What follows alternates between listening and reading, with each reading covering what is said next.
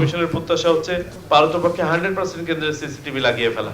কতটুকু পারবেন আপনারা দেখেন, ভোলার বাস্তবতা একটু ভিন্ন মনে হচ্ছে, বাট চেষ্টা করে যান যতগুলোতে সম্ভব।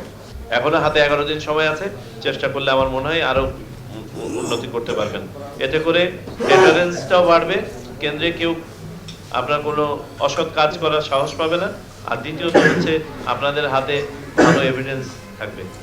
পুলিশকে অনুরোধ করব যে যেসব জায়গাতে আপনার ফাইনালি যদি দেখা যায় সিসিটিভি ইনস্টল করা সম্ভব হচ্ছে না, অবশ্যই বডি ক্যামেরার ব্যবস্থা যেন সেইগুলোতে থাকে। আমরাও একজন ভোটার, আমরাও নাগরিক। আমিও হয়তো ভোট কেন্দ্রে গিয়ে কোনো একটা প্রার্থী বা মার্কাকে ভোট দিব, আমার পছন্দ ওইখানেই শেষ। যখন আমি আমার দায়িত্ব পালন করছি, আর কোনো আমার পছন্দ অপছন্দ নাই। এক সুতাও ডানে থেকে বামে যাওয়া যাবে না। সকল প্রার্থী, সকল দলকে সমানভাবে ট্রিটমেন্ট করতে হবে।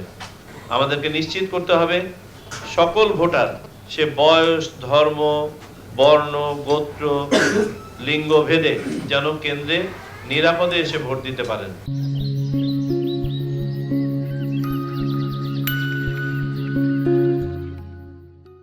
একটা জিনিস আপনাদেরকে বলি, এবারে কিন্তু সবাই জানেন যে ভোট দিয়েই জিততে হবে, 2 নম্বরই কোনো পদ্ধতি নাই জেতার।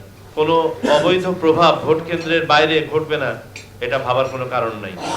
ওই যদি মনে হয় যে এই পাড়ার লোক আমাকে ভোট দেয় না, হাজার একটা মেকানিজম করার চেষ্টা করবে সে যেন কেন্দ্রে আসতে না পারে। এবং সেখানেই হচ্ছে আপনাদের উপস্থিতি, আপনারা নিশ্চিত করবেন এটা যেন কেউ পরিকল্পনায় মাথায় আনতে না পারে।